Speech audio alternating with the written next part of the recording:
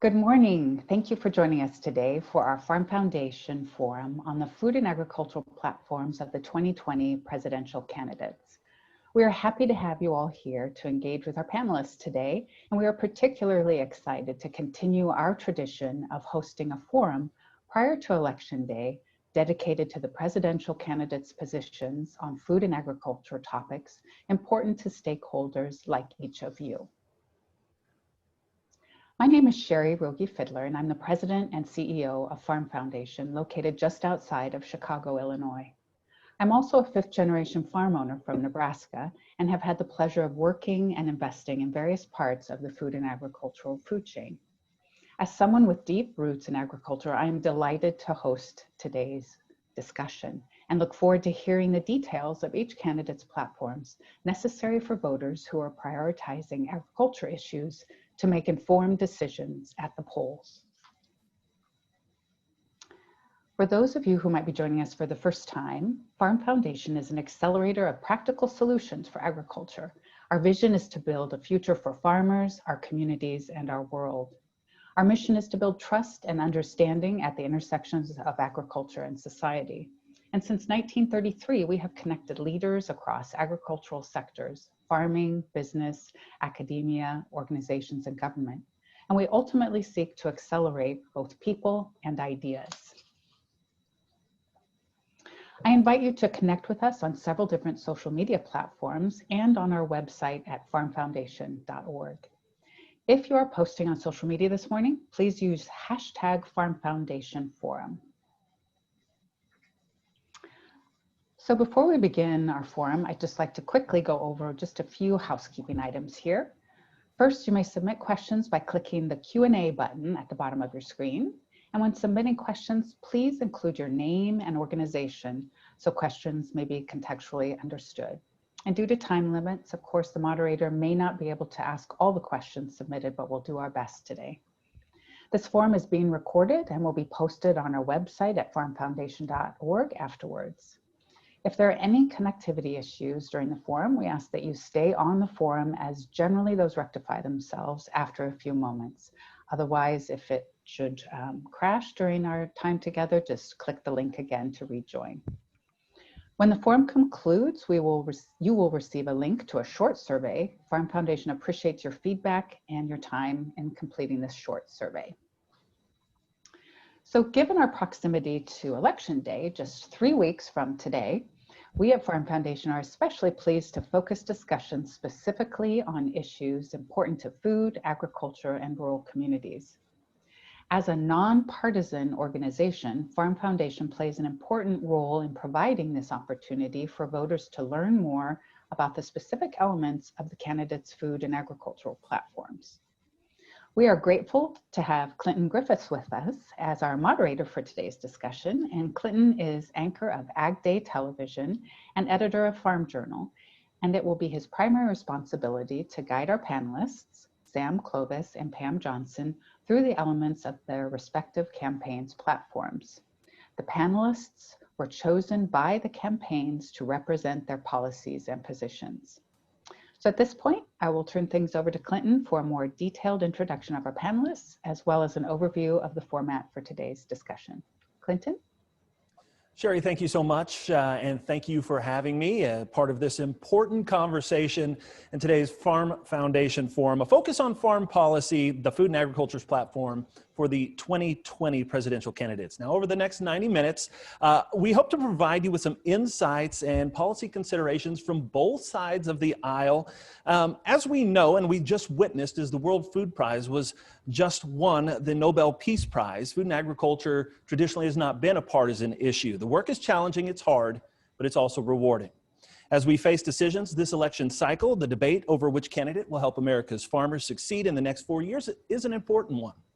To help us learn more about where each candidate stands, I'd like to welcome Pam Johnson of the Biden-Harris campaign and Sam Clovis, representing the Trump-Pence campaign. To tell you a little bit more about each of them, I'll begin with a short bio. Pam Johnson grew up on a farm where she developed a deep love of agriculture. She's a sixth-generation farmer who works with her husband Maurice, their two sons, and their young families to produce corn, soybeans in northern Iowa. Johnson currently serves as the director of Maizal, the International Maize Alliance of the Corn Grower Association in Argentina, Brazil, and the United States, as well as the U.S. Grains Council. She serves as president of Maizal from 2017 and 18. She's also served as president of the National Corn Growers Association, where during her tenure, she focused on the passage of the 2014 Farm Bill and advocacy for public and private support of agricultural research. Now, as chair of NCGA and Business Development Action Team, she's worked in partnership with the USDA, the National Science Foundation, to facilitate the final mapping of the corn genome, a breakthrough that we hope will lead to improved traits for plants and farmers. In her home state, Johnson served as chair of the Iowa Corn Promotion Board and director of the Iowa Corn Growers Association, and was an Iowa corn delegate to the U.S. Grains Council Biotech and Trade Policy A teams. Before farming full-time, Pam worked as a registered nurse. She graduated from Northwestern Hospital School of Nursing in Minneapolis. As Sam Clovis, he has served as the national co-chair and chief policy advisor to the Donald J. Trump for presidential campaign in 2015 and 16. After the election, he served as a policy director during the presidential transition and then became the senior White House advisor to the United States Department of Agriculture. Sam was a department chair and tenured full professor of business and economics at Morningside College in Sioux City, Iowa. He came to his teaching position in the summer of 2005 from the Homeland Security Institute, where he was a fellow. Sam holds a Bachelor of Science degree in Political Science from the United States Air Force Academy, an MBA from Golden Gate University in San Francisco, and a doctorate in Public Administration from the University of Alabama. He is also a graduate of both the Army and Air Force War Colleges and studied National Security Affairs at Georgetown University. After graduating from the Air Force, Dr. Clovis spent 25 years serving in the Air Force, where he rose to the rank of colonel, retired as the Inspector General of NORAD and the United States Space Command, and was command pilot, gaining combat readiness in the F-106, F-4, and F-16. Sam has over 3,200 hours of flight time and has campaign awards for his 2 years in combat zones in the Middle East. Colonel Clovis received 2 Defense Superior Service Medals, among other awards, during his distinguished career. Sam was also the host of Impact with Sam Clovis, a radio program, over 3 years. He's married to the former Charlotte Chase of Piketon, Ohio, and is originally from rural central Kansas. I want to thank both of you for joining us and spending some time informing us ahead of this important civic duty to vote. We will start with opening statements from both of you. We flipped a coin to see who would go first. Now, Pam won and elected to go second on opening statements, so we will reverse the order when it comes to closing statements at the end of our discussion. Today's conversation will be a forum. It will not be a debate. I am not sitting in a room with millions of people watching at home. This is a candid discussion of the issues, and I'm sure we will experience a civil, respectful dialogue between the two of you. As we mentioned at the start of this, you can submit questions by clicking the Q&A, and we're starting to see some of those come in already. I will get to those as we go through. I have listed out a number of topics, broad areas of interest along agricultural policy. We will go through some select questions that I have formed, and then we will take questions for the final 45 minutes to a half hour, depending on how many we get and how quickly we move through the discussion. So let's start with opening statements. Sam, you're up first. Well, thank you very much, Clinton, and great to be here with all of you. And certainly I'm very happy to see that Pam Johnson is here as well. I'll just say up front, Pam has forgotten more about farming than I'll ever know. I left the farm and went into the Air Force because I had courage to be a fighter pilot. I didn't have courage to be a farmer, and I didn't come back to farming until much later in life, and then got back involved immensely and through the radio talk show host, and then as a candidate for the United States Senate, and then certainly helping Donald J. Trump become president of the United States, which is a great honor and a great opportunity for me to be involved in something very special. I was then put involved in the transition and making sure that all of our policies were set for the first several hundred days in the campaign there as we went into the administration. And I led the team into the Department of Agriculture and was very happy to be there up through May of 2018 when I returned back to the private sector and returned back to Iowa. The one thing I will say about the Trump administration up front is the fact that we have always been on the forefront of keeping our promises as we've gone forward. This has been a politician like no other we've ever had in the history of the American people, and the fact that we have a president who has made promises and has kept them. A lot of the issues related to agriculture have been extremely difficult. We came into the office there in January of 2017, and were immediately met by people in the Department of Agriculture who were so anxious to see us that it became very apparent that there had been a disconnect between those people in the executive suites in the Whitten building and the rest of the department. And we had been looking very clearly we have been looking at the opportunity here to do our best to undo a lot of the regulations that have been hindering farming for a long time, and also in the process of going forward to continue to support our farmers as we have done since we took office in January. Thank you, Sam. Pam? Good morning, everybody. So we're going to talk about a lot of issues here today, and I think it's important to prioritize them. What's the #1 concern of rural Americans? It is the economy, not Wall Street, but Main Street. The markets we check first thing every morning are the grain and livestock markets. Our income depends on them. The policies of a president and an administration matter. There are 3 intractable issues that cause raw pain and economic hardship in rural America right now: the trade war with China, the gutting of the RFS, supporting fossil fuels rather than renewable homegrown fuels, and the mismanagement of the COVID crisis. These are the issues that keep farmers like me up at night. President Trump's policies led to an economic crisis in rural America with long-term consequences. Low prices, demand destruction of our markets, both domestic and for export. Farmers, we want to make our income from the marketplace. We say trade, not aid. We now get 40% of our income from the government. This is not sustainable nor desired. Sometimes I feel like everything that farmers have done together to create markets, build demand for the crops, livestock, and ethanol we produce, and build relationships with our customers has all been trashed. We simply cannot stand 4 more years of this. We've gone backwards while the rest of the world and our competitors move on without us. We are better than this. We are better with Joe Biden. Joe Biden has a rural action plan that gives me hope. President Biden would reestablish the integrity of the RFS and invest in the future of renewable, affordable, low-carbon energy options for consumers. And he believes that renewable fuels are vital to the future of rural America and the climate.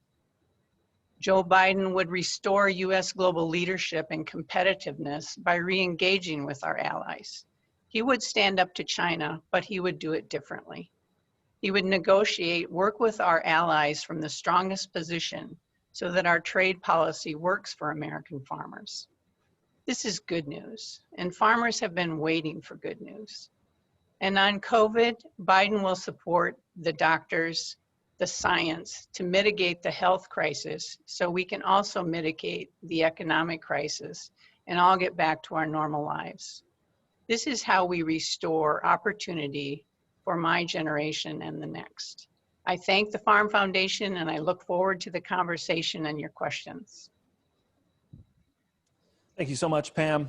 Let's get straight to the topics of discussion today. And we will begin with where I believe Pam focused heavily and Sam also touched on, and that's trade. Trade has been a big issue during the last 3.5 years. In an interview I did earlier this year with U.S. Trade Representative Office Chief Ag Negotiator Greg Dowd, he made the statement, "We have overhauled, redone, and renegotiated over half of U.S. ag export trade in less than the last 2 years." There are new agreements with Canada, Mexico, South Korea, Japan, and a phase 1 deal with China. However, the U.S. pulled out of the Trans-Pacific Partnership. There's been no new agreement with the EU or UK. How does your candidate plan to approach trade in the next 4 years, and how will that plan impact agriculture? And Pam, we will start with you. So as I said, Joe Biden believes that we need to be tough on China, but we need to go about it in a different way. And Joe Biden would pursue trade agreements that would benefit farmers and our other export-dependent industries. And rather than an American alone approach on fighting trade wars, he would restore cooperation to work with our allies. And this could isolate China and hold it accountable. So, you know, when President Trump, one of the first things he did was withdraw us from TPP, we were really so disappointed because we know the market potential is huge in Southeast Asia. And we've had so much uncertainty as farmers and exporters because he has threatened to take us out of NAFTA before we got the USMCA approved. And yes, that was great for us. And he started a trade war with China and told us that trade wars would be easy to win. And Peter Navarro said, no country in the world will retaliate against us because they need us. Well, that hasn't proved true. And in using 232 tariffs on China, they retaliated on the ag goods, and we've been paying the price ever since. So, you know, and who pays the tariffs? President Trump has bragged that China is paying the tariffs and building up our treasury, but that's wrong. It's the American consumer who pays. So I think I am ready for us to get back into a place where we have certainty in our trade markets and we can take our opportunities. I worked with farmers pre-competitively from Brazil and Argentina, and they're filling the vacuum where we are not allowed to participate. Thank you, Pam. Sam? Hold on just a second, Sam. I think we've got you on mute. That's the technical joys of working via a virtual forum. There we go. There we go. Go ahead, Sam. Well, I think thank you, and I appreciate the opportunity to respond. I think that what we have been in a trade war for the last, 40 years, and finally we have a president who's been willing to fight back. And I think one of the things that we've looked at in this whole approach is the idea that we were in TPP, and that was a bad situation for us. And we have decided that we had to go forward on our own to be able to get the best possible trade deal for Americans. And a lot of this is already starting to pay off. We've had the repatriation of trillions of dollars of funds that have come back. We started to see the movement of our manufacturing and critical manufacturing back to the United States. We started to see a lot of the activities and growth in our ag exports, and we started to see that in the movement in our prices upward.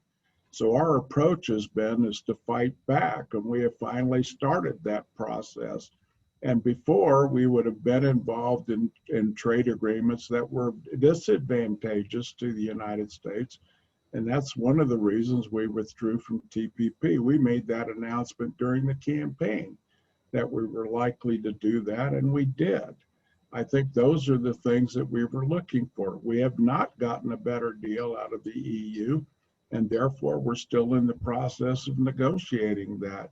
By the way, Europe has already increased their beef imports by 180%, so that's kind of an interesting trade thing there. We've already seen a $7 billion change in our exports to Japan. South Korea has lifted their ban on a lot of our rice and poultry imports.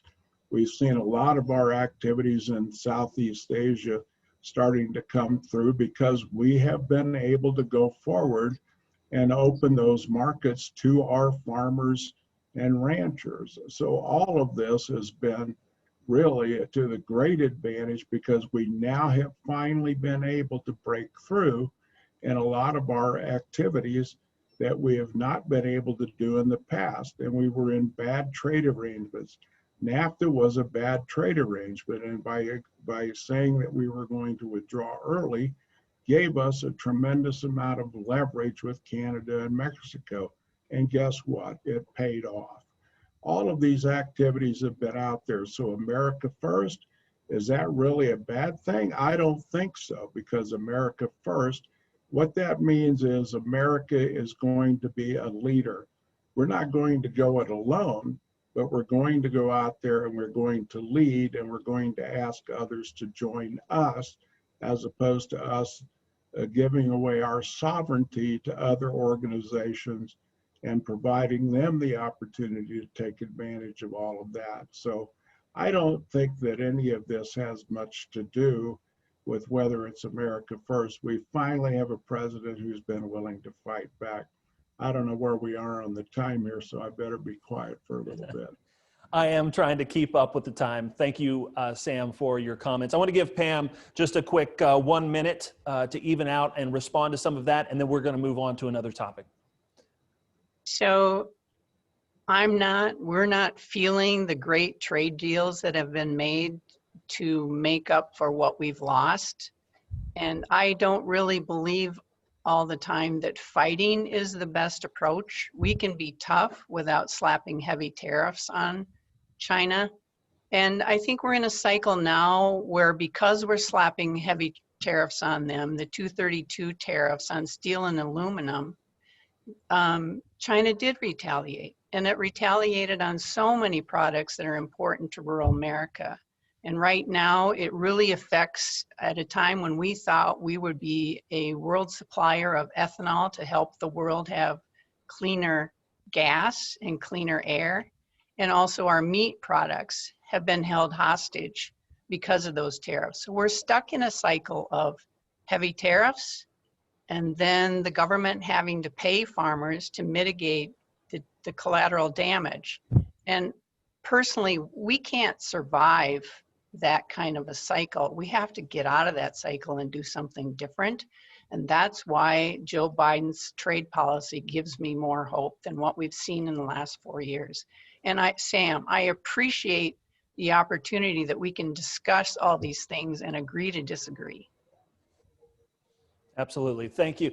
I want to stick with the trade topic just a little bit. And obviously, we're getting several questions coming in from folks regarding trade.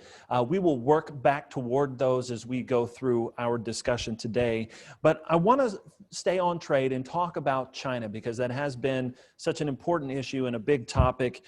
Right now, ag exports to China somewhere in the neighborhood between $9 and $10 billion. And according to some recent estimates, China would need to buy $5.3 billion each month from September through December to meet the phase 1 goals. Right. How will a Biden administration approach China differently? Will the administration remove current tariffs? And Sam, what's next for a relationship that traditionally has been extremely important to American agricultural exports and right now sees some tension? And Sam, we will start with you. Well, I think that the tensions are natural when we are dealing with the negotiating with a country that is, essentially run by a communist organization, totalitarian government that imposes a communist approach on 2/3 of their economy. And the thing is that they have to feed 1.4 billion people, and that through that process, their own crops and their own activities are going to determine how much they're going to import. And I do think that we are in a position of advantage right now in the fact that we've been able to force them to have to start dealing with us in a much different way than they have in the past. And I think that this is something that going forward that I think is really important for us, is to be able to continue to negotiate from a point of advantage. And I think that this is something that has been long overdue, and is something that we started out from the very beginning of the administration. In fact, as far back as 2015 on the campaign, that we made this known that we were going to take China on directly because we felt like, one, they're the most important trade partner we had in the entire world when it comes to many of our commodities, and strategically that many of the things that we were dependent on in China needed to come home. And take a look at where we are right now with our medicines and a lot of other things that are manufactured there because of the tax policies that we had in the United States forced a lot of our companies to find outlets elsewhere.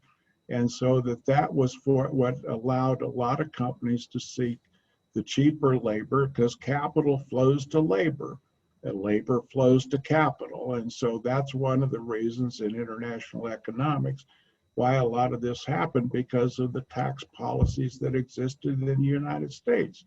That has changed, and it has incentivized a lot of people to return, those manufacturing outlets to return to the United States. When it comes to the export of our goods, we've been watching for currency manipulation. We called them out right away on the fact that they were manipulating currency.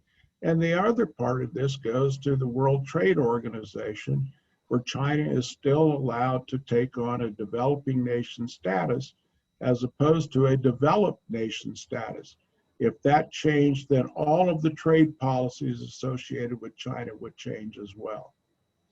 Thank you, Sam. And Pam, how would a Biden administration approach China differently? Will the administration remove current tariffs? Well, I think we need to remember that the state of affairs, the state of economics, the state of world trade is different than it was 4 years ago. In the past 4 years, so many things have changed. So I think that President Biden, it will be a priority for him to make sure that we're investing at home in our infrastructure in the midst of this economic crisis. There's a lot of work we have to do, worker training, and get our domestic strength back so then we can get back in the trading arena and negotiate trade deals. And I think the other part of the question goes to that we need China and China needs us. And personally, working with Maisol and as a leader in agriculture, I've been in China speaking at World Food Summits, and they're ready to make life better for their consumers also. And they would be a great market for us. And as the Grains Council says, when trade works, the whole world wins. And it doesn't matter if you're a communist country or not. We've sold wheat to Russia in the past decades. That's a minor point.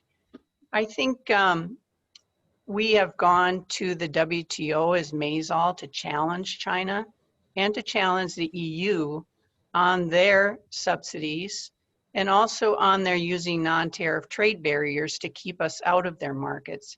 So I think that's an important thing that Sam brings up is I am concerned, Joe Biden is concerned about the integrity of the World Trade Organization and make sure that we have a rule-making body going forward so that we can challenge with our allies those things that are not working with China and other countries.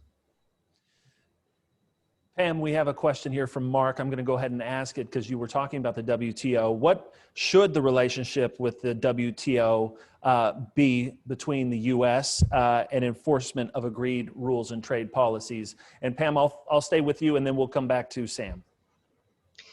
So, you know, I think President Trump has also threatened to take us out of the WTO. And I'm not saying that the World Trade Organization is perfect, but it definitely needs a fix so that it has an appellate body so that we can have resolution on the things that bother the United States. We have won in the WTO against on issues with subsidies with China and with the EU.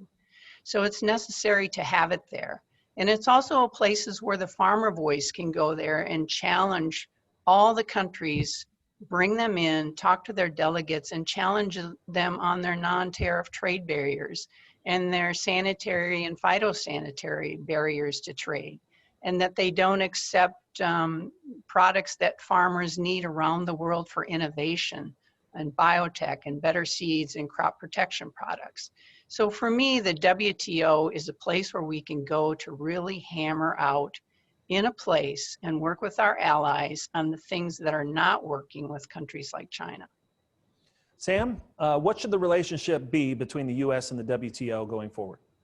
I think that we're working from a position of strength now, that we put a marker down. You have to understand that when President Trump or the people in the administration, go about the notion of looking at all alternatives. Are there alternatives to the WTO? And I think that what we're really trying to say is we're trying to push our allies to get back in, and just as Pam says, but where sometimes they need a nudge and sometimes they need a kick in the butt. And sometimes that's what we're trying to do, is to get them to come to the table with us in a position rather than being timid and afraid of things. And so if we go in there and we have the opportunity to bargain from a position of strength, then I think that's what we ought to do.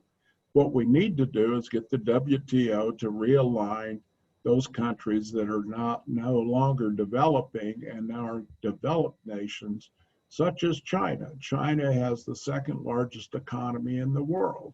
They're no longer a developing nation. Russia is no longer a developing nation.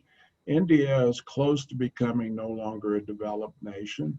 And yet these are the three largest populations in the world. And yet we're sitting here and we're being asked to absorb this notion that they're developing nations, and they're not. And they need to be brought into this alignment, and the WTO needs to get moving to get that type of alignment done. And if that is done, then we can bargain in good faith with everybody else, because that is a key component to getting the WTO aligned with what this administration wants to do going forward. And that is one thing, and I will give it to Pam. She's absolutely right. We can't go this alone, but we have to get the WTO to get moving and our allies to get moving, so that we are able to get everybody on the same page, and then we can play from a level playing field. All right, thank you so much, Sam. Let's move on to another topic, and obviously we're having questions come in regarding trade. We will work back toward those as we get through our host of topics here whenever we get to the Q&A portion. Right now, let's talk about estate taxes and corporate taxes.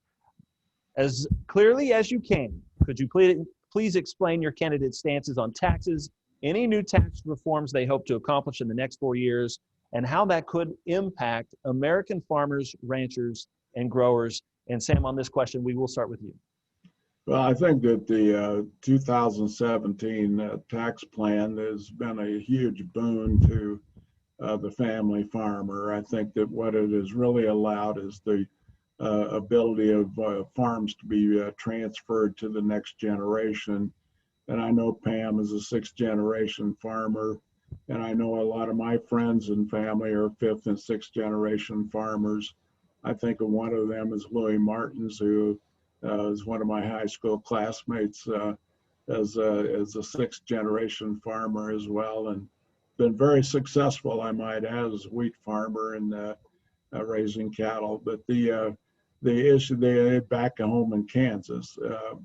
One of the things I would say about this whole issue is that now we have the ability to pass farms from one generation to the next. On the corporate side, then we have the ability now with lower corporate tax rates, and certainly for those farms that are operated as corporations and as LLCs, we have the ability for pass-through is now lower, and it makes those taxes and the farm incomes have gone up appreciably over the last 3 years. And I think that that is really an important part of this. Even in the face of COVID-19, we have seen some of that has gone up and helped a lot in those areas.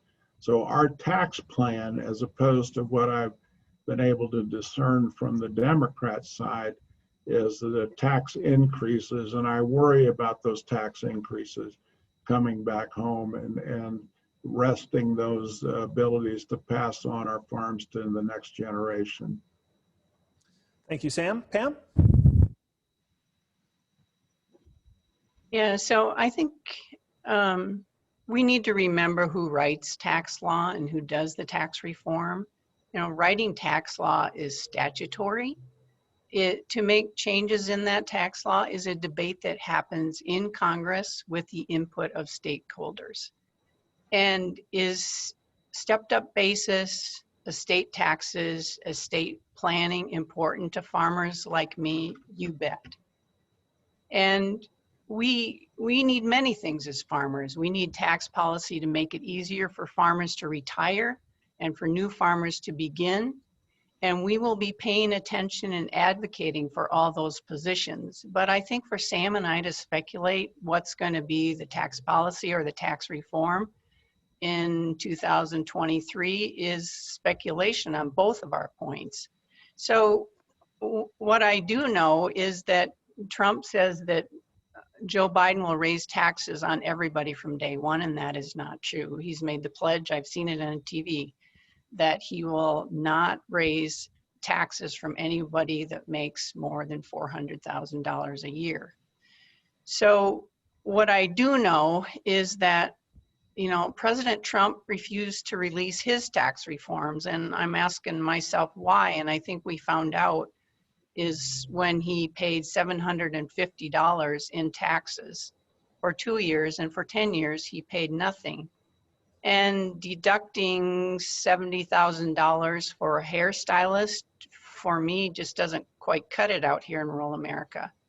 So, you know, I see people, there are people in my community that work at school all day and then they go to the convenience store for a second job at night so they can pay their rent and feed their kids and pay their taxes. And then they see Donald Trump who doesn't pay his. And when people like him don't pay their taxes, the rest of us have to make up the balance, and sometimes to the point where our taxes are raised 15%. So for me, this is a huge issue, and I think that we're all paying attention to this because we all know none of us like to pay taxes, but we know that we have to pay taxes in order for us to have schools, roads, bridges, hospitals, fire departments. That's just a fact of life. Thank you, Pam. And I will let Sam respond here. You have about a minute, Sam. I think, you know, and thank you, Pam. I appreciate that. I think that the issue is that when you're in business, and Pam, you're in business, you take all of the deductions that you are capable of taking in your business operation to reduce your tax burden. And a person who's been in business like Donald Trump, who's operated billions of dollars of businesses, will take advantage of that tax code. You have to remember there are 88,000 pages of tax code. Most of that tax code is written for special interest and for interest that goes to other aspects of that. So if a person doesn't pay taxes, most corporations don't pay taxes, if you'll notice that, then you'll find out that that is all based on the deductions that are available to people to do that. I take them, you take them, and everybody does. So I don't think that that's really a valid argument in this case. I think that the situation that we're faced with here right now is that the tax policies that are in place right now are beneficial to farmers, and I didn't hear anything about generational transfer. All right, thank you so much. Let's move on to another topic while we, as we work our way through some of the important issues here. The next Farm Bill. The Farm Bill has been a major focus of agriculture policy for decades. The last Farm Bill was passed in 2018. The next likely to happen under the next administration, whether it's changes to safety net programs, the farmer's share of crop insurance premiums, covered crops, livestock programs, etc. What does your candidate think needs to work and what is working in the current Farm Bill? And Pam, we will start with you on this question. Thank you, Clinton. And it was a real learning experience for me to be involved in Farm Bill formation and implementation. And farmers always look forward to the next Farm Bill because we keep getting just a little bit better and we can figure out what worked and what didn't work. So farmers have always said, what is the basis of a Title I program? That is to make sure that we have a really robust partnership with the federal government so that all farmers have access to crop insurance. That is the cornerstone, and that has really worked. And there are also many other titles that are important to us, and especially now, conservation. And as we are challenged to have continual improvement on our farms and to grow more using less, those conservation programs that are there and that President Biden has promised to expand and develop more, the conservation programs on working lands are so important to us. Conservation Stewardship Program, CSP, and helping farmers and having research so that we can have better options for cover crops, and so that we can have precision farming where we have better spray nozzles and only put the right amount of fertilizer in the right place at the right time. So many things that are so important to us. And also getting back to really supporting research and public-private partnerships in research, like the Foundation for Food and Ag Research that was started to really build on the things that the federal government can do alone. And making sure that we're supporting the research groups like the ERS and NIFA, and not cutting their budgets and not moving their offices and not losing half of our really talented research force. So those are just a couple items in the Farm Bill that I look forward to with Joe Biden as president. Thank you, Pam. Sam, what's working? What needs work? I think there are a lot of things that are working. I think in the Farm Bill, I just was looking recently at the implementation coming out of the Department of Agriculture, and I go back to one of the points Pam made. We put in a tremendous number of things from the Department of Agriculture that we wanted to see in the Farm Bill. But if you talk about sausage making, take the Farm Bill and go to Congress with it, and I think you'll find out that that's real sausage making over there. That is one of the great challenges that we have, I think, from the agricultural perspective, is that we turn this over to Congress, and then Congress has the things. One of the things that I have been adamantly advancing from our perspective, and what we would like to see, is a tripling of the research budget. The research budget in agriculture has stayed flat for 30 years, and literally the same amount of money over that 30-year period. And I'd like to see that tripled. And I think that the move of NIFA and ERS is only the first stage. I'd like to see the Forest Service move to Denver, and I'd like to see a lot of other aspects of the Department of Agriculture moved out, because I think it's important to have those operations near the places where their customers are. And so I think NIFA and our ERS movement was the right thing to do. I think on what we ought to be seeing, I agree on the crop insurance. That is a cornerstone of what we're doing. And I agree on conservation. I'm a conservative, so I believe in conservation as well.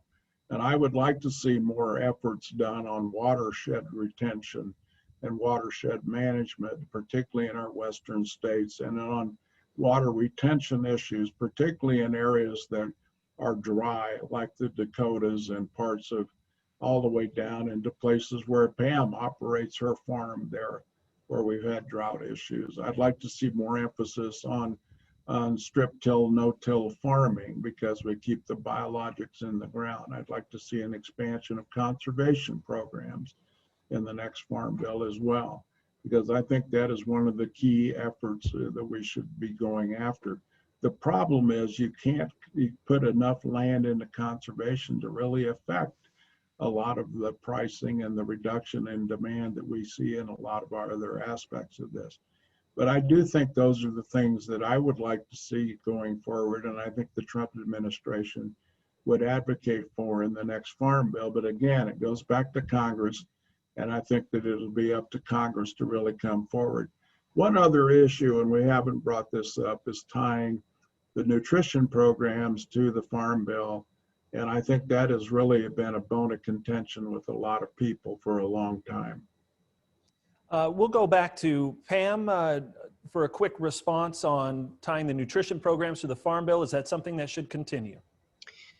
Before I go there, Clinton, I'd like to talk about the conservation programs. And when I talk about conservation on working lands, that is not taking more land out of production so that we have less supply here, because we've found out if we take land out just to take land out as supply management, our foreign competitors step in. So back to SNAP, I'd love to talk about that because I helped negotiate the 2014 Farm Bill. And two things. Number one, we cannot pass a farm bill if we do not support SNAP payments. And we have to realize as farmers, we're 1% of the population now. And there are many other issues that other congressional constituents are taking to their congressman. And number two, funding SNAP is just the right thing to do. And I think especially now with COVID, just from my local community, 1 in 5 kids in Iowa is food insecure. And this has been even exacerbated under COVID. So SNAP and Farm Bill cannot be decoupled. It's just a moral obligation. And I think it's important to remember that those food dollars that go into SNAP, they're turned right around and go back to Main Street grocery stores and to farmers and co-ops and farmers markets who supply that food to those SNAP programs. Sam, would you like to comment on that before we move on? Yeah, I didn't say anything about decoupling. I just said there was tension there. I think that we would support in the Trump administration going forward, we can't get a farm bill passed without having SNAP tied to it. We know that, but what I'm saying is, and in Congress, we're going to run into some headwinds there because that's where a lot of these decisions are made and that's where the barking starts. The problem is that in the reality of the world is you can't get a farm bill passed without having SNAP tied to it. We know that and everybody else knows it. So I think that that's really our position going forward, is that we're not going to try to decouple those at all. We know the realities are there, political realities, and what we're trying to do is to have those off before they go back into Congress, because we know we have to do that. And I agree, there is a moral obligation for us to do that. I think we can argue over the economics there, but I don't think that's the point of this conversation right now. I don't think there's any talk on our part of the Trump administration of decoupling those. All right, thank you. One of the things we've talked about, and both of you seem to have mentioned, production and supply and price. There has been talk around the idea of bringing back supply management or set-asides to help manage price and production. Is that something your candidate administration would or should consider? Sam? I don't know about the idea of set-asides. I do think that we have a lot of market influences out there that we need to take advantage of. I think that in going forward, that the idea of being able to have better markets in the supply side of this is that we continue to grow fence row to fence row, and I think that that's an issue for a lot of us. We have all of the production that we have in beans and corn in particular, and some of our other grain crops, you know, and the wheat is another great example of fence row to fence row growing. And then when we grow that, then we have to look at, for corn operations, you know, what is the effort going to be in ethanol? We've had a downturn in demand right now. And the issue there is we have to thread the needle on all of the above type operations for energy. So we have to balance out the whole issue right now with ethanol. We support ethanol. In fact, we've gone to year-round E15. The Trump administration has done that. And I think going forward, if we go to the next generation engines on a lot of this, that's another 1.7 billion bushels of corn that are going to be needed for ethanol production. And so a lot of this comes back as to, are we creating demand? Are we creating, do we have the, and we have the supply, but are we creating the demand to offset that supply that we're going to create or going to have to create? One other factor we have to look at it, and that is food production will have to increase to feed 9.6 billion people by the year 2050. That means a 75% in protein consumption around the world. That also means all of the grain that has to be produced to feed those animals that are going to have to be out there to provide that protein. So those are the issues that we're looking at, and that's been the focus of the Trump administration since day one. Thank you, Sam. Pam, talk around the idea of supply management or set-asides to manage prices and production. Is this something your candidate's administration would or should consider? No, and I would very adamantly speak against it and lobby against it as a farmer voice and for my farmer friends. We've tried supply management in the past and it failed and it didn't work, and it certainly wouldn't work now in the world that we live in now.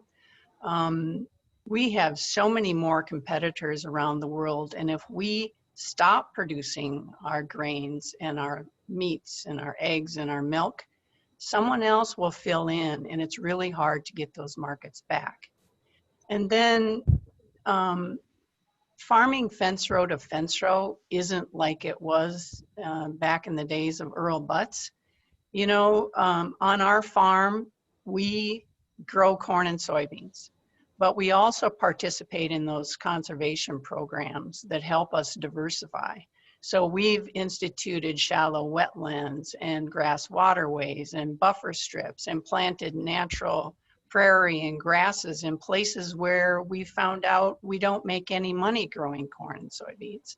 So the farmer is using all the tools in the toolbox to make sure that they're farming the right ground in the right way and making sure that the inputs can be lower and that we can meet that grand challenge that the FA, the Food and Ag Organization, gave us to grow 40%, 50% more food than we have in the last 10 years, so that we don't have hungry people around the world.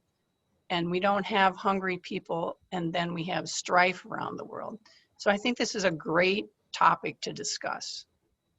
Thank you both. Before we move on to renewable fuels and environmental policy, I wanted to ask one more question in the vein of policy here. And the Commodity Credit Corporation has been used for aid during the last few years to support farmers in trade and emergency situations. Should the CCC fund be a flexible fund for the Secretary of Ag? Could it replace a farm bill? And how much oversight should the House and Senate Ag committees have? Pam, we'll begin with you on this question.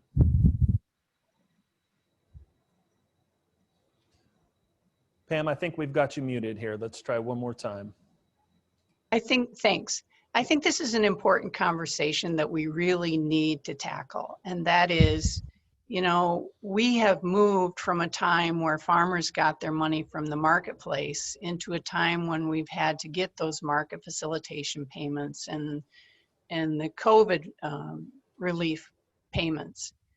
And a lot of that debate has not happened with the input of the Senate Ag Committee and the House Ag Committee and stakeholders. And not to say that it wasn't necessary, because it kept a lot of farmers operating and got them operating loans.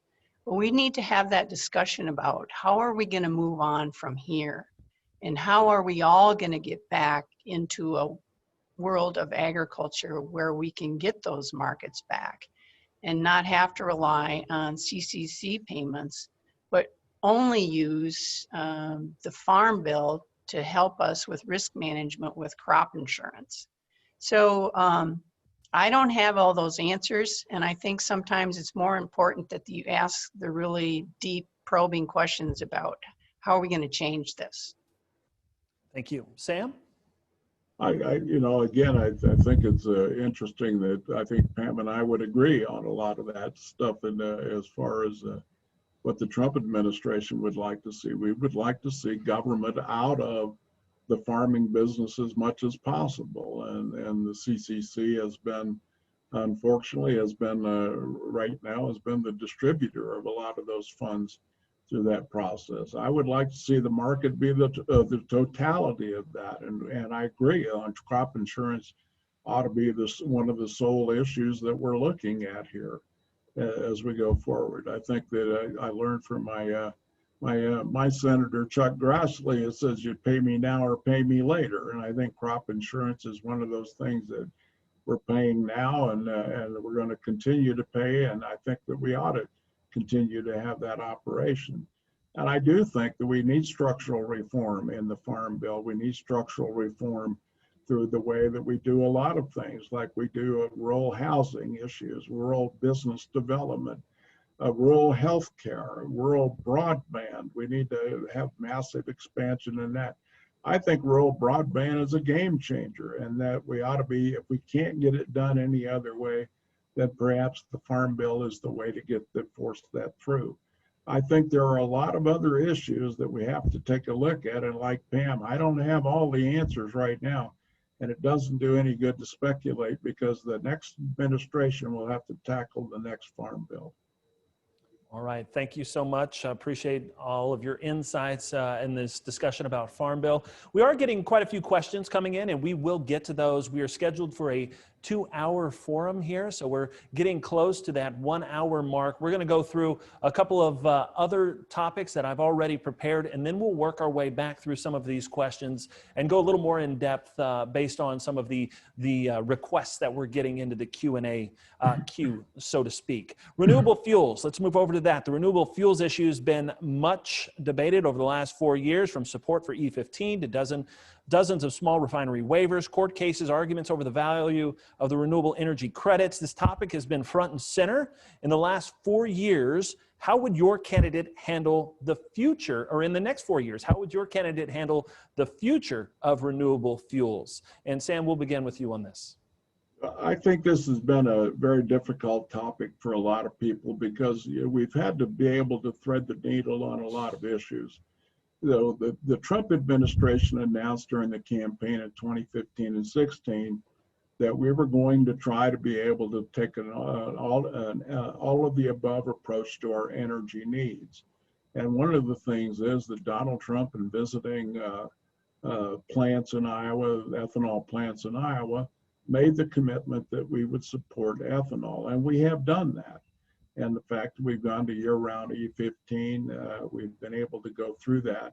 But I do think there are a lot of issues that are based on demand. I think that one of the things on the small refinery exemptions that we have now denied those on, I think there are 53 refineries that asked for those, that we've denied those. The EPA has been delaying on some of the issues there. It's a separate agency that we can impose some influence on that. But the idea is that those are issues that we have to push forward as well. So I think it's a difficult task. And again, I would hate to speculate necessarily, but we will continue to support biofuels as we have, and we will continue to do that. But we have to balance that with what we see going on out here. I think one of the great challenges for ethanol is infrastructure. And I would like to see us move forward to provide better infrastructure access to ethanol so that they can move their product more efficiently and thus lower the cost of that and make it a much more viable. I think with next generation engines, and we get to that process here, that I think that we'll be looking at raising octane, and that will be an incredible boon to corn growers because it'll add a 1.7 billion bushel demand for ethanol. And I think that's something that we would get behind and try to support. All right, thank you, Sam. Pam? Thanks, Clinton. And I would have to say that this is an issue that I and a lot of farmers would die on the sword for, renewable fuels. And if there's any issue in America that would peel off lifelong Republicans from supporting Donald Trump now, it is the issue of renewable fuels and the small refinery waivers. Clearly, he's sold out ethanol to big oil. My senator says that the EPA screwed farmers with biofuel exemptions given to oil refiners. But I think we need to put the blame where it belongs, and that is at the feet of President Trump. He cannot pretend that he has no power over the EPA or that the EPA does not answer to him. This is BS, plain and simple. The Renewable Fuel Standard, the RFS, is law. And when it is broken, it is a big deal to farmers, whether you're a Republican or a Democrat. And yes, infrastructure is important. Secretary Perdue came to Iowa and Minnesota last week. He announced the awards for the Higher Blends Infrastructure Incentive Program. But I think it's important to remember, this program allows for another 150 million gallons of ethanol to be blended into fuel. But if we put that into context, when President Trump gutted the RFS by giving waivers to the oil refiners, we lost 4 billion with a B gallons of ethanol use. And I think the last straw was, on top of granting those waivers, then the president announced he would pay the oil refiners who were denied waivers $300 million, and that money would come from the U.S. Department of Agriculture. Okay, so Joe Biden would reestablish the integrity of the RFS and invest in the future of renewable, affordable, low-carbon energy options for consumers. And when I read that in his rural plan, I hardly needed to read any further. He believes renewable fuels are vital to the future of rural America, to jobs, and to the climate. This is great news for those of us who have worked hard and long to bring the ethanol industry into being and into fruition in our own communities. And we know how it has revitalized rural America with economic development, creating jobs, and giving young people a chance to stay here or to come back. We can't afford to lose this market or to lose these plants or once again have half of them shut down. Thanks, Pam. Sam, I'll give you a chance to respond to that. How can farmers be assured that the president and his stance on renewable fuels won't change if reelected, or that he'll grant waivers in the future? Well, I think the other aspect of this is when we have the demand is there, then we'll have the plants that are opening, and they'll produce that. We're not going to go step away. We've already stepped up, and we kept the 15 billion gallon renewable fuel mandate that's in there. You have to remember, this is a mandate. This is a form that we're asking the American people to support, and they have supported it, and we will continue to support that. And E15 year round is a big step forward to keep that commitment going. So I don't think there's any question that the president is committed himself and the administration to take care of the ethanol and corn growers and soybean growers and all the other people that we have out here. We can't get by. And the other factor here is the production of biomass. So this is an area that has been very difficult to show any profitability on the side of that, and it's become a very difficult thing. And taking the biologics off the field to generate those things has been extremely difficult from a conservation perspective.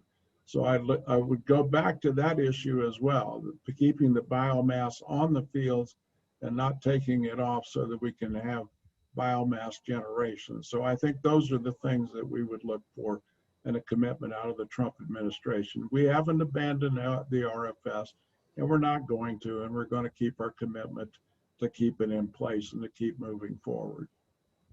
Pam, the Biden platform is strongly behind electric vehicles. Obviously, a surge in sales ultimately pulls down the sales of liquid fuels and ethanol. Should the future built around electric vehicles be a concern for grain farmers or those working to provide a renewable energy source?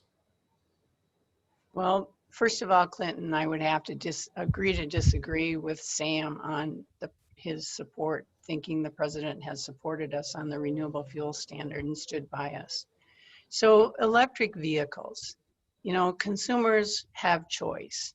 I personally do not think that electric vehicles will be a huge wave of the future. If it is, it will be market driven. And how do we work so that we can make sure that ethanol and renewable fuels are part of that future? And those are things that have started already. So we're working on low carbon, high octane fuels and working with autos so that they can optimize engines to make sure that that fuel can really be used to the best of its ability, and providing consumers options at the pump. And the fact of electric vehicles, both candidates, as I've read, support them. And I think it's important, as many of us has said, is if we're talking about greenhouse gas emissions and working to improve the climate, electric vehicles aren't always the silver bullet, because you don't just plug in the car and think that that is your footprint on the environment. That footprint on the environment starts with whatever source you're making to produce that electricity. And if you have an electric grid in the country to move that electricity to where it's needed for those electric vehicles.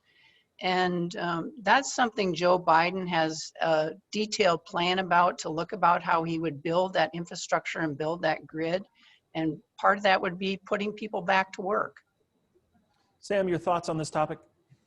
Well, electric vehicles, I agree with Pam on this, is that it will be market driven. I think there's a commitment on the part of one of the candidates that all of the vehicles the government owns will be electric vehicles, and that will require the 500,000 charging stations across the country. And I do think it'll still be market driven.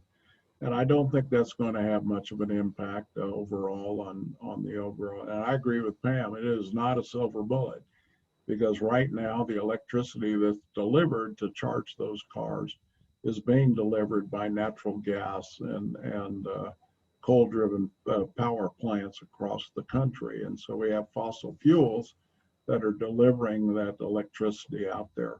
I think that is another issue, that if we, in a world, a perfect world, I would go and replace all of our 4,000 power plants we have out there driven by fossil fuels. I would replace them by having those replaced by nuclear plants, so we could get by with 10 more nuclear plants and take 400 or 500 of those other plants off. But that's not going to be a starter either. That's my goal. But I think that what we're really faced with here is that let the market take care of this. And you're right. I don't think we've really satisfied the issue of what do we do with those batteries when they die, and what do we do with them? They're as toxic as nuclear material, and we haven't figured that out yet either. And that's a dirty little thing nobody wants to talk about. All right, thank you both. Appreciate that. Let's get to environmental policy. And I'd like to ask this question. How should agriculture fit into the debate around climate and greenhouse gases? What specifics should farmers expect on that front from your candidate's administration in the next 4 years? And let's begin with Pam on this topic. Yeah, thanks, Clinton. So a lot of this has to do with the things that we've already talked about on the Farm Bill and conservation programs. And President Biden, Joe Biden, thinks that farmers are part of the solution to solving the environmental problems, and working with clean water and working in watersheds. And a lot of this is already happening. It's happening in my community. It's happening in my watershed, where people are working together and they're looking at the data. And much like I said before, we're figuring out how to best use nutrients on the land, and then how to capture those, whether they're in shallow wetlands or buffer strips on our own land, or planting grass waterways, building those, doing a better job of prescriptive precision farming. So I think a lot of this ties into an environmental package that's very detailed if you want to go in and read one of Joe Biden's plan. But to me, it's the things that farmers are already doing and want to continue to do, because they know it not just doesn't help the environment, but it helps our own farms and our own soil structures, so that, you know, that cliche that you want to leave the farm better than when you got it, well, that's actually happening out here. Sam, your thoughts? Oh yeah, the best carbon sequestration is a tree, and so we haven't talked about Western land management. And what we would really like to do is get all of that tinder out of there, and but we fight the environmental activists out there. Our goal would be to transfer every tree that we would take out in reasonable tree management out there. We would plant an extra tree. So for every 10 acres of trees that we take out, we put in 11 acres of trees. That's the best carbon sequestration in the world. The government controls around 200 million acres of trees. There's another 500 million that are kept in private hands. I agree with Pam, and one of the things about Western land management we haven't talked about is the stabilization of our side hills out there, and we have to do that through road maintenance, and then be able to stabilize those hills and all of that, so we don't get all of that massive runoff that then clogs our water systems and clogs our fisheries and takes away those fisheries. And I agree with Pam that there are a lot of things we're already doing conservation wise, and we don't give up much acreage to do that, and it's wise farming. And the other part of this is I would like to see stronger emphasis on strip till and no-till farming and precision agriculture. And those are the things that I think they're incredibly important. And I agree with Pam 100% on what she's talking about on wetlands and all of these other things. And I don't know that we would ever change that. We would like to go forward with more conservation so that we would have the ability to retain fewer passes over the fields, fewer steel blades in the ground. We would have the ability to go out here and conserve and keep those nutrients on the fields, keep that water on the fields in an appropriate way, and so we can mitigate a lot of our abilities out there, because then we have the ability to retain those nutrients on there and keep the runoffs from getting into our watersheds. I agree with Pam on all of that, and I think she might be surprised that we would agree on all of that. So there you are. All right, thank you. Pam, 30 seconds, quick response if you'd like, and then we will move on to one more topic. Yeah, thanks, Clinton. And I think that's another thing that I really liked reading in Biden's Rural Action Plan, was that he wants to make sure that farmers are at the table, because he thinks farmers are part of the solution. And Sam, not only are trees a great way to capture carbon, but so is growing corn and that corn plant out there. All right, thank you so much. I want to make sure we have enough time for questions. Obviously, we're getting to the point where we need to turn to those to make sure that we get a lot of these answered. But before we do that, I have one other question that I'd like to get to, and that is a question about rural health care. Given everything that we've seen with this pandemic and COVID-19, there have been plenty of stress placed on our rural hospitals, our rural healthcare services. Real quick, how would your candidate work over the next 4 years to improve and maintain our rural healthcare system? And Sam, we'll begin with you. Okay, I'll try to be as quick as possible. I do think that this expansion of broadband into the rural communities is absolutely critical for us, because that is a game changer. That also allows us to provide telemedicine, which we found has been incredibly effective during the pandemic. And I think that this is a critical aspect here as well. But I do think that we ought to be able to go out there and help retain our healthcare professionals in the rural areas. And the only way we can do that is to incentivize them in some fashion. And a lot of that has to be by the ability that we have to provide some form of financial incentives to keep people and doctors in those rural areas. Unfortunately, the structure that we have right now with the healthcare systems, it's almost impossible for small operations to stay in business, given the insurance structures that we have right now and a lot of the state structures that we have, because the states control a lot of the insurance operations out there. So this is really something I think that's critical for us. You talk about a structural change. This is a structural change that really needs to be addressed. Pam? Yeah, I agree. We need to get to the table and really solve this issue because it's so important now, especially with the pandemic. And when DTN did their survey about what are the top issues in rural America, the economy, as I said, was #1 and healthcare was #2. And people don't have access to adequate health insurance or adequate health care. So maybe there are some problems with the Affordable Care Act, but we can't afford to throw it out. And that is what President Biden has been saying, because no one in Congress has come up with a better plan. So let's fix what we have and make sure that Americans, rural Americans, have access to health care. 43% of farmers get their health insurance from a spouse that works off farm. And now there are less off farm. So it just brings a lot more uncertainty to rural America. And we can do better than this, and I think we will. All right, thank you very much. Now we will take some questions from our audience. You've been submitting them the entire time. If you'd like to go ahead and continue to submit those, the Q&A tab there at the bottom, go ahead and type in your question. We'll work to get to as many as we possibly can. John Wilkes with Farmers Guardian from across the pond asking this question. The headline on the front of the UK Sunday Times last weekend read, "Panicking, number 10 dumps Trump and woos Biden." Question for Pam. Would wooing impact how the Biden administration approaches the agricultural component of any free trade deal with the UK?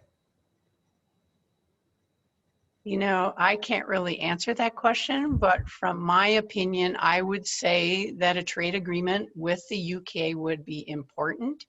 However, if you do the analysis, it doesn't bring a lot of benefit to agriculture like trade agreements in Southeast Asia or other parts of the world that would be have the fastest growth. Do we want to be partners with the UK in trade agreements? Yes. Sam, thoughts on a UK trade agreement and working with them to get that done in the next year?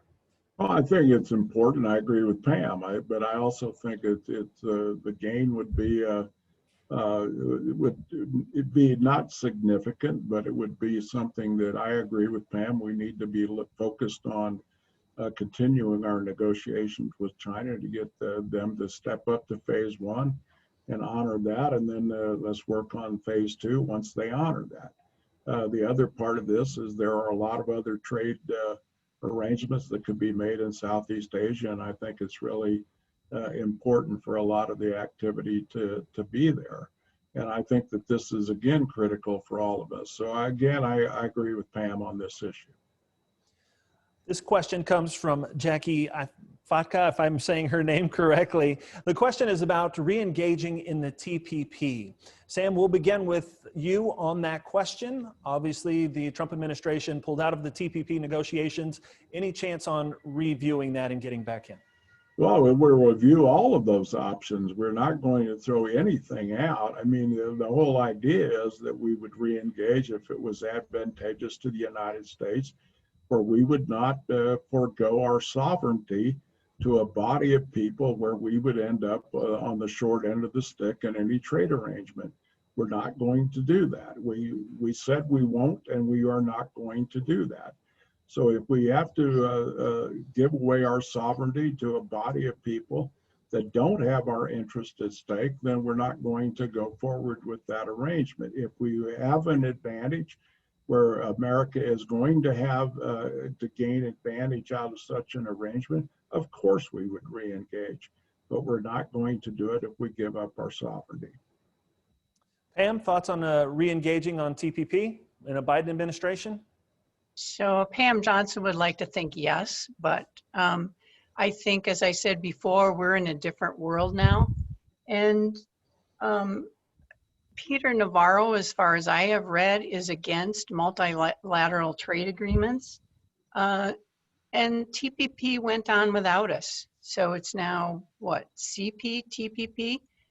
And would that be advantageous for us to be in that block of countries? I think yes, for 2 reasons. Of course, for trade and opening up those markets, but for sovereignty. If we had stayed in TPP, we would have been joined with 11 other countries around the world to actually be a bloc that could be a strong force to isolate China on some of the things that none of the countries liked in the trading that was happening. So I think we need to look at what our definition of sovereignty is. And that in many of these regions, 15 countries in Southeast Asia just inked a huge trade deal among themselves because they've learned how to get along without us. And they've learned how to get along without our leadership. And frankly, that worries me. Thank you very much. This question from Jesse McCurry. And Pam, we will start with you on this one. How would a Biden EPA approach pesticide and biotech approvals to make sure that crop innovation tools continue to move forward? Yeah, so this is a really important question, and this is what I spend most of my time doing in advocating, is to know, and farmers working with the Biden campaign, for policies that give us access to new technologies like beyond GMOs, the gene editing, and access now to crop protection products, which have become a big issue. And working in the prior administration as a member of MASOL and working with our State Department and our U.S. trade representatives and our USDA, they were totally with us when we were going and challenging the EU and China on these very non-tariff trade barriers that you raise up. And also maximum residue limits when they can claim that there can be zero tolerance for a speck of bean dust in a corn shipment or vice versa.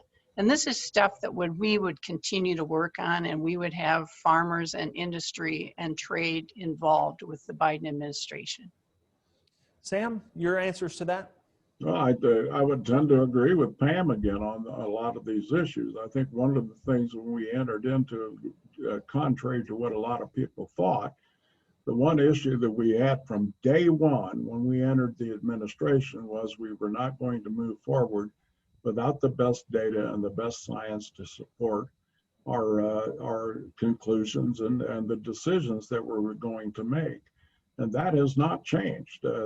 Under Sonny Perdue, the Department of Agriculture has been very strong in that whole area, making sure that we are trying to support as much as the advancements there. And gene editing is an incredibly important part of that. And we think that that technology is important for us to move forward. And we're going to do all we can in those areas.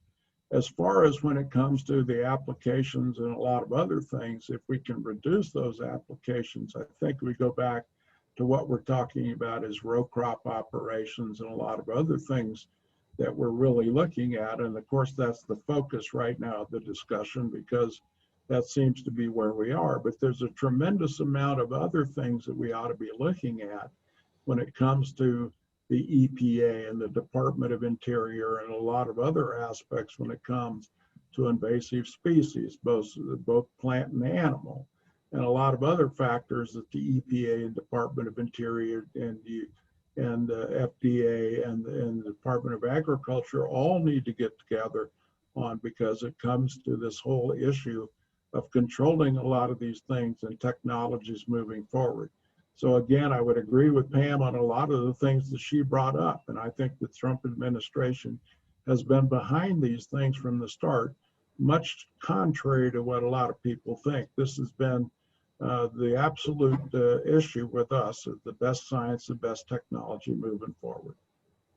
And Pam, I'll give you about 20 seconds there if you'd like to jump back in and comment on that. No, I really don't have any other comments, Clinton, just to say that, you know, we will work toward rules that make sense. And that's what I've been fortunate to be involved in, when those rule makers come out to the farm and we say, is this what you meant by this rule? And they say no. So then we can sit down and actually ground truth the rulemaking that's coming out of our agencies. Thank you. Mark Edelman, I believe I said that correctly. Should the relationship between the U.S. agriculture and climate change policy incentives, what should that look like? And I may phrase it in this way, Sam. We'll begin with you. What incentives for carbon sequestration or conservation should we see in the next 4 years? Well, I think the incentives are there obviously for production, because I think the production issues there, as Pam outlined very clearly, is to be able to go out there on your farm and use precision agriculture, and a lot of the other aspects of this are really there from there. As far as monetary incentives, I think, we already have CRP, we already have a lot of those other issues there are available to people that frankly right now are paying a great deal of money for people to put land into CRP. And so I think that those are the ideas there that we have already there as far as the incentives go. I don't know that we need to be out there paying people to go further than what we already have with voluntary programs. I do think that a lot of this, when it comes to conservation and carbon sequestration, let's be very clear. Climate change, we see every day. Pam sees it every day. I see it every day. Nobody is denying climate change. Where we are skeptical is on the issue that we are not conflating climate change with anthropogenic global warming. There are some skepticisms there. And are we spending the money the right way in that area? So let's separate the two. We get climate change. Climate changes every day. I see how the earth changes a little bit and the isotherms move. And we've seen a great deal of that moving from the central part of the continent up to the northern part of the continent. That's why we're seeing more drought there. So we're not going to argue about climate change and carbon sequestration. And Pam is right. Let's grow corn, because that's a good carbon sequestration issue there. Pam, your thoughts on incentives and in the talk around carbon sequestration and conservation? I think at this point, Mark, my answer would be speculation, but I do like some of the specific things that are listed out in Joe Biden's plans, and that is to have farmers be part of the solution. And we almost got to a point way back when we talked about carbon capture. But I think there are specifics how we can see this work, and that is, we can document best management practices, not just on our own farms, but we can do life cycle analysis and then show as that information is taken and used to produce renewable fuels with a less of a carbon footprint. So I'm not sure how an incentive program would work, but I think we need to be on the path of figuring this out. Right, thank you very much. This question comes from Jeremy Zwinger. How should we deal with countries or partners that are not following the trade agreements or using mechanisms that go against the spirit of these agreements? Specifically, there may be countries that are subsidizing various agricultural sectors that go way beyond the agreed levels. And Pam, we'll begin with you. Yeah, so once again, this is something that our government has been working on and industry has been working on, and now a farmer voice to bring out the very issues that you're talking about. And I think it would be, once again, at those tables at the WTO to challenge those countries who don't, who are the bad actors. And Clinton, can you repeat his specific question to me again? Yes, it was, how should we handle or work with these folks and partners that maybe are going against some of the agreements that we've already set in place? Yes, and I think another thing that really is important to remember is that the agreements about contracts.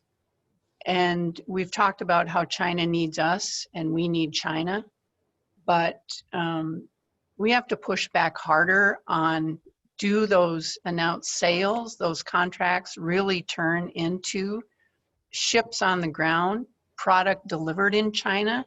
So there are many issues, I think, that we can work together, but that's why the WTO framework is so important for us to keep in place so that we have the capability of addressing all these things with many countries. Sam, your thoughts? Well, I think, again, I think that one thing I'd just like to correct, we don't want ships on the ground. Pam, we'd like to have them at sea. So we we'd like to have that as just as a technical point. But the one thing that I would agree on that, I think the WTO is a mechanism. I don't think it's the only mechanism. I think that when we call out countries, we alert the world that we are aware of what is going on. We alert the world that these are countries that are not bargaining in good faith. And I think that's an important element of what we do in the Trump administration, is to make sure we identify a lot of these countries that are bad actors. And this is what we've been working on there. And I think that it's important for us to continue that. I think also that the idea is that if we go after these countries ourselves, whether the WTO is operating at the speed that we would like, we don't think so.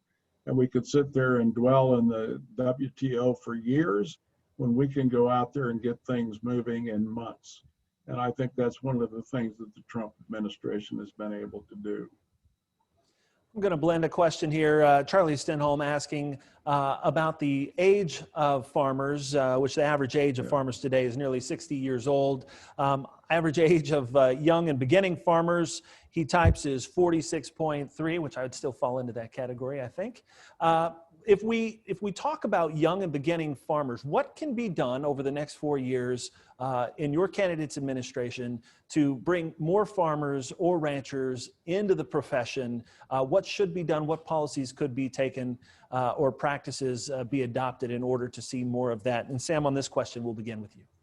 Well, you know, God's not going to make any more land. That's the one thing out there. And the price of land, I know up where Pam lives, over where I live in northwest Iowa, is the price of land is really up there. I think if you go look at, I think the average is around $10,000 an acre now.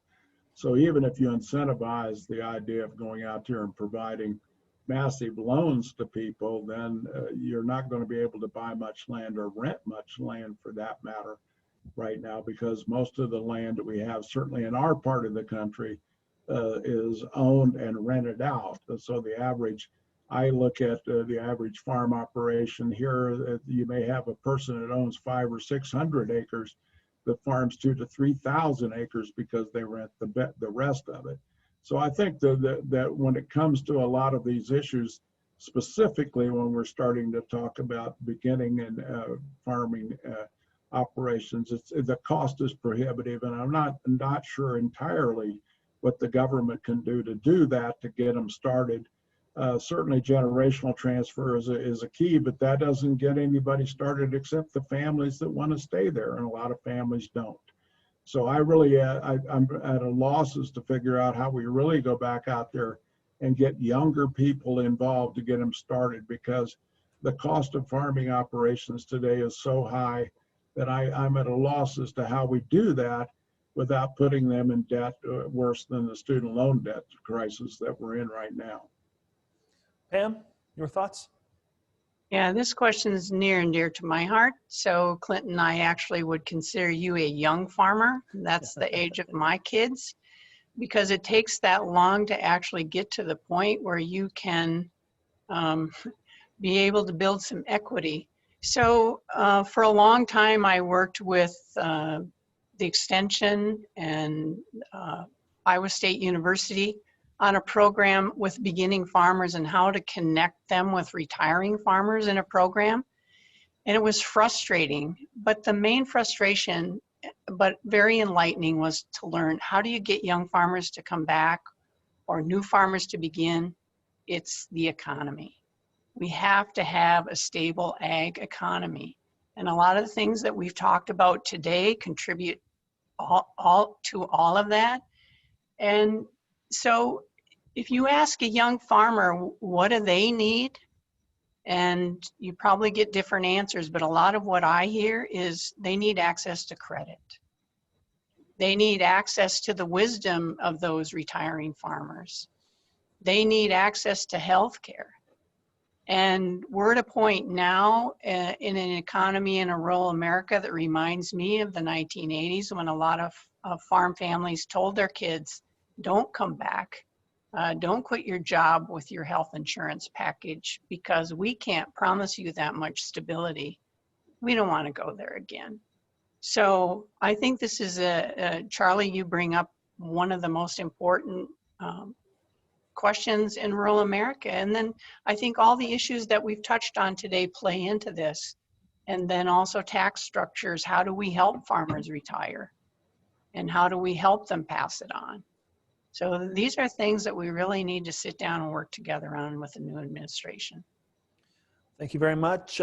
Tom Driscoll, he's a consultant with TMD Farm and Food Strategies. He wrote in and asked this question: should farm policy encourage greater diversity in field crop rotations for farm income, conservation, and human nutrition purposes? Pam, we'll begin with you on this one. My answer would simply be yes. As we've talked before, we have to play to the strengths of where a farmer farms. For me, the strength here in the county, where I farm, is to raise corn and soybeans as platforms for livestock and ethanol and trade. For other farmers in my community, it is to grow fruits and vegetables and join together in a co-op and to sell those to schools and hospitals and make sure that that kind of farming survives. So I believe in having a big tent for agriculture where it is diverse, it's size neutral, that we support farmers who are small, medium, and large size, and that we support farmers who are diversified and grow things. And also, I think as we talked on the conservation program, we've learned on our specific farms about how do we best farm the land that we're on and what are the crops that we might grow. So I look forward to opportunities as we learn more and do more research about cover crops, about the research that we can do and the improvements we can make there. Sam? Well, I think if you're talking about diversity out there and the crop rotations, I agree with that wholeheartedly. I think the more diversity you have in crops, and I agree with Pam, that in our part of the country is corn and soybeans, and we're looking at cover crops. I took with note yesterday was the first time in the state of Nebraska 3 farms were allowed to take hemp off of their fields, and they had to measure the TCH levels below 3% and all of that and go through that. But it was the first time that hemp was used as a crop and doing this. I have friends of mine that are exploring the use of hemp as an alternative and diversity there. But I agree with Pam that we have another 130 commodities out there away from corn and soybeans and wheat and cotton and rice and a lot of the other grain crops that we look at that need help and support at times. And we have all of the Title 32 purchases that are out there that go on and a lot of the other things that we do. But diversity in our crops and crop rotation is a critical aspect of conservation and a lot of other aspects. And I think we ought to exploit more of it. And I think the Trump administration going forward will be delighted to support those things as we have so far in the past 3 years. Cole Lickley asked this question: how will your candidate ensure the sustainability of small to medium-sized farms without the need for continued government farm aid? Sam, your turn to go first on that question. I think this is one of the great questions that we have out here, because a lot of the small and medium-sized farms, depending on how you calculate that number, it says most of the farmers out there, 75% of the farmers today identified as farmers have income off the farm. And Pam is right that a lot of times the health insurance is taken off of what that farmer does as a side job, or the spouse does as a side job. So a lot of this comes back to how do we protect that, how do we change that, how do we keep the average size of a farm in Iowa is around 350 acres, but we know that a lot of that is rented out land in here. In a lot of other parts of the country, it's a lot different. But this is the one thing that we really have to look at, is the sustainability of those small farms. And how do we do that? Well, the big thing is being able to pass those farms on to the next generation without taxing them out of that land. Think about this. If that land, if you have 500 acres and that land is valued at $10,000 an acre, that's $5 million in wealth that's sitting there on that property. That is then, think about the thing, if a tax structure changes, then that property may not be able to be held that next generation to hold that, even if it's rented out. So those are the kinds of things that we worry about in our administration, and we're trying to maintain that ability of the people to hold on to that land so that they're not scarfed up by the next large company to come in there and buy up land, which is what's going on already. Pam? Yeah, so I appreciate the question. I think the answer is a lot about the things we've been talking about on the issues.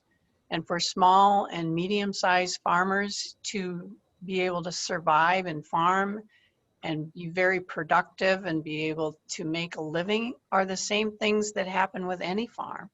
And that is, we have to have stability in the ag economy. We have to have an economy that works for Main Streets. We have to have markets for the products that we grow and help farmers to develop those markets. And it's not easy. And I think, you know, we all started small.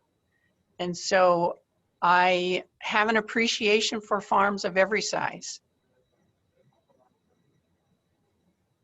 Very good. One of the questions that we're getting quite a few responses to is on the topic of an investment in agricultural research. What does that mean? Sam, I think you started and brought that question up earlier in our conversation. What does that mean? What type of agricultural research? How does that filter down through our USDA and extension programs and public research? And Pam, we'll begin with you on this topic. Sorry, I had to go plug my battery in for my laptop. No problem. Yeah, I have been an advocate for agriculture research for the last couple decades, and it is so important for us to be able to answer the issues that are out there for us now, and a lot of them that we have talked about. So having that public-private partnership of research to build on dollars that the public research can do. And once again, like farmers, we need research of every kind. We need private industry, we need the government, we need our land-grant universities, we need an extension service that's robust. We've worked with a lot of those programs. If we roll out farmer meetings on a lot of the things we've talked about watersheds and precision farming and how to get better, and have farmers actually teaching farmers. So I think it is to really take a serious look about how public research, about how the federal government's investments in research have gone down through the years, and that we need to change that narrative, and that we need to put more money into that so that we can solve the real life problems that farmers are facing in their fields, on their farms, with their livestock every day. Sam, your thoughts? Well, I would, you know, the topic near to my heart, because, you know, as many people know, I was nominated to take over the research, education, and economics undersecretary position, and I got run out of that by the Democrats in the Senate Ag Committee. Because of the Russia scandal hit at about the same time of which there was no scandal. But the issue there was that my goal was to triple the amount of public dollars that were being spent on research. One, is to get away from the petting zoo that we had going on in ARS, the Agriculture Research Service, where we had all of these little pet projects that were going on out there, and the fact that we would go through the National Institute of Food and Agriculture, NIFA, that we would be able to funnel that money out to our land grant schools that we have out there right now. And I think that that is an important aspect of this, so we would be able to focus that concentrate that a tripling of funds. And I think that Pam is correct on the amount of dollars going down in real dollars for sure. But the other aspect of this goes back 30 years. The dollar amount has not changed. And I think we ought to triple that amount of money that goes into the public. The Chinese are outspending this at about 3-to-1 right now. And I think we need to catch up to them in public funding. The private sector is going to spend money because it's in their business interest to do that. But I think the public money needs to be tripled, and we need to get that funneled out back to ARS and back out through NIFA to our land grant schools, where we can leverage those great institutions that we have, like Iowa State, Texas A&M, Cal State Davis, a lot of those great agricultural outlets that we have at Kansas State, and a lot of the other land grant schools we have available to us in the HBCUs, the tribals, and the Hispanic serving institutions. That's where we're going to make a lot of our money back. And I agree with Pam on the private-public partnerships. We ought to have more of that as well. So I'm a big advocate for increasing our research dollars. Very good. Pam, anything else on that topic? I'd give you 30 seconds if you had anything else. Otherwise, we'll move on to our last question. Let's move on. Okay. This came from Joni Irwin. A vibrant livestock industry, she types, is very important to her home state of Iowa, in addition to the rest of the country. What are both administrations' thoughts on livestock in the U.S., specifically around limits and regulations regarding confined animal feeding operations? And Sam, it is your turn to go first. Well, those confined feeding operations, the CFOs, as we call them, I think right now they serve us well. I think as long as we meet the animal welfare standards and not animal rights standards, I think we're in good shape with CFOs. And I think we're doing that well. We're taking the refuse that comes off of those, we're recycling that. I know I have fields on both sides of my house there in rural Iowa, and it's always great to know when they're out there spraying that effluent onto the fields, because I get a great whiff of that every day for about 6 days. So I do think that we're operating there. I do think on the livestock market, I want to cover one topic we haven't talked about, and that is the fact the concentration of industry that we see in the meat packing business. 2 of those largest 4 companies are owned by companies overseas. The JBS is owned in Brazil, and then we have Smithfield's owned by China. That is a huge issue when it comes to the meat processing industries, and a lot of it has to do with country of origin labeling, and I think a lot of those other factors that are involved there. So if you want to talk about CFOs, that's fine, but I would rather talk about the Packers and Stockyard Act and a lot of those other things. So I think that's an important aspect of this question that we're not getting to. And I think it's every bit as important as talking about that as the CFOs. Pam, your thoughts on this topic real quick. So first of all, I am a farmer who had livestock, oops, now I lost my video, right? There we go. Back. I am a farmer who's raised livestock in confinement for almost 38 years, because we first started out when we had no money to raise them outside on pasture, which is fine. So I appreciate this question, Joni, because I think there's been a lot of campaign rhetoric out there that the Biden administration would not support livestock or livestock farmers. So I actually looked that up this morning, and the quote is, "We recognize the importance the role of animal agriculture plays for not only for farm income, but for rural jobs, and we will be a strong partner to this sector." And if the pandemic has shown us nothing else, it's how important that sector is to the citizens and the consumers in the United States of America, to make sure that all those products that farmers and ranchers raise are on their shelves. Very good. We are right at the 10-minute mark. So one thing we wanted to make sure that we did was give you time for closing statements and closing thoughts. I would like to add in one more quick question here, and this is comes from Jennifer Latsky. A question about immigration policy and our workforce in rural America, our rural labor force, and packing plant workers. If we talk about that, where does your administration stand on the H-2A program and the future of immigration to be used in rural work and in farm fields? We'll start with you, Pam, on this question.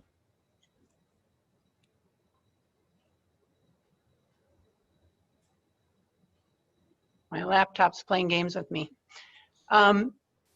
President Biden has written out an immigration platform or strategy, and he recognizes how dependent agriculture is on migrant labor, whether it's seasonal or whether it's people who have been here for years working on farms and in packing plants and in dairies. And he wants to have a comprehensive immigration plan so that we can get those people on a path to first get a green card and then get a way, if they'd like, to get citizenship, because they've been here for years, they've been contributing to the farms, and frankly, we can't run rural America or a lot of our packing plants or dairies. And another thing that President Biden would do is to respect the dignity of those people who are working in those places with worker protection. Like we've seen that we really needed and fell down on during the pandemic, and when we had so many of our workers get sick from COVID. So we need to do a better job of that. Sam, I'll give you the floor here for just a minute, and then I'd like to work in one more quick question, please. Okay, we believe in the rule of law. We believe in a legal workforce, and we will take whatever efforts that takes to get a legal workforce. We support the H-2A program, and we want to have people come here illegally, and we'd be glad to get them here illegally. But we're not going to have an illegal workforce working in our operations. That's why we believe in uniform E-Verify use, and we'd like to see E-Verify used by all of our operations so that we make sure that we have a legal workforce. And we will work with them. We will work with operations so that they can get a legal workforce through a process, and we will come up with a system that will allow that. And I think that's what we're shooting for. But we will not have illegal workforce working in this country. That we believe in the rule of law. That's plain and simple. All right, and this will be our last question before we get to closing statements. This one from Sylvester Miller II. What are some of the policies and or partnerships each administration is looking into to assist with increasing minorities in agriculture? And Sam, it's your turn to begin. Well, I think this is an important question. Again, I think that diversity here is like our starting farmers issue. We need to get more diversity into this effort. We see this, it's regional. It has to do a lot with population. I think that when you're operating with 2% minority or less than 5% minority population in a state like Iowa, it's difficult to do that. But if you operate across the southern belt of the United States, where you have African-American population is significantly higher, that we ought to be working in those regional areas through extension service, through a lot of other factors, and through starting a program to get more minorities onto the fields. The other key is one of the initiatives that we had we have in the Trump administration is to support our HBCUs, and particularly those 1890 schools out there, and to get that where we start with those students and get them involved in agriculture and then get them back on the farm. And I think that's one of the initiatives that's been really important for us, and we've been moving forward with that apace. Pam, your thoughts? Yeah, a Biden administration has in its platform the plan to make agriculture more diverse and to address some of those challenges and to bring veterans back or support beginning farmers and support people who have been migrant workers who have worked on a farm and actually want to have their own business. So those policies are laid out and you can read them online. All right, thank you very much. And thank all of you for just a wealth of questions, really good, well thought out questions. Really appreciate that. Let's move to closing statements now. Since we had Sam begin on opening statements, we'll have Pam begin closing statements, and Sam, you'll go second. Pam? Thank you, Clinton. So first of all, I would say that I do believe that agriculture has a bright future for those like my kids and my grandkids, but not under the policies of this administration or the leadership of this man, Donald Trump, as I've tried to articulate. And I talked about in the beginning about the ag issues that keep me up at night, but what really keeps me up at night is a president who will not commit to a peaceful transition of power if he loses, and I think this is beyond belief in a democracy. A president who will not denounce white supremacists or domestic terrorists and tells them to stand by. And a president who thinks COVID is no big deal because he has survived it. And I think he needs to tell that to the 214,000 families who've lost loved ones. The numbers are going up in Iowa. He needs to tell that to the 12.58 million Americans who are out of work, to all the businesses and the ones in my community have shut their doors, to the farmers, ranchers, small business owners who are burning through equity every single day. COVID was not his fault, but the sign of a great president is to manage through a crisis, a health crisis and an economic crisis, and caring about the American people as much as he cares about himself. And for all of the rest of us, when did we in America stop caring about the other? There is so much tribalism out here now. And this is not the compassionate conservatism that I supported long ago when I was a Republican. How can we turn a blind eye to all of this and give Donald Trump a pass on his behavior every single day? Where I come from, character matters. And we teach it to our kids and to our grandkids. And my 3-year-old grandson came in the house one day when the news was on and said, "Donald Trump?" And I said, "Yes." And he said, "Grandma, is Donald Trump a naughty man?" And I think that question just lingers out there for all of us. And also the questions from ag leaders who have said, what if Donald Trump is wrong on trade? And the renewable fuel leaders who said, why on earth would we trust Donald Trump to be better on renewable fuels in a second term? So I believe that with Joe Biden, we can do so much better than we have in the last 4 years. We've given Donald Trump a chance, but frankly, I am tired of the chaos and the drama. I am tired of important ag and trade policies formulated and implemented by tweets. And now it's time for a better alternative. Joe Biden has a vision for the future. Joe Biden has a rural action plan. Joe Biden is a man of character who can move America forward on a path to recovery. I'd like to thank Sam and you, Clinton, for this great conversation today, and to the Farm Foundation for having us here. Thank you. Sam? I have a couple of minutes here. Thanks for the filibuster there, Pam. I appreciate it. And so my notion here is that you may not like Donald Trump's actions and behavior, but he's my guy, and I support him, and I still do. And I think he's been great for agriculture and will continue to be great for agriculture. So with that, I'll yield the rest of my time back to Clinton Griffiths. All right, thank you both so much for your time today, and thank all of you for being with us today on this important discussion. And I will give my time back to Sherry Rogge Fiddler to say goodbye. Thank you so much. Thank you so much, Clinton and Pam and Sam. Really appreciate it. Today's session has been full of important dialogue and discussion focused on food and ag policy. So thank you once again to Clinton, Sam, and Pam for their contributions today, and to each of you for joining us here today. Please keep an eye out for announcements on our next forum topic and date, and please take a minute to give us your feedback in the very brief survey you will see at the conclusion of this forum. Our next Farm Foundation event will actually be a 2-day virtual conference in November, which will focus on one of the issues highlighted today on emerging research on beginning farmers and ranchers. So we hope that you'll consider joining us for that event as well. So just to conclude our session today, thank you once again to each of you for your thoughtful participation today. Thank you.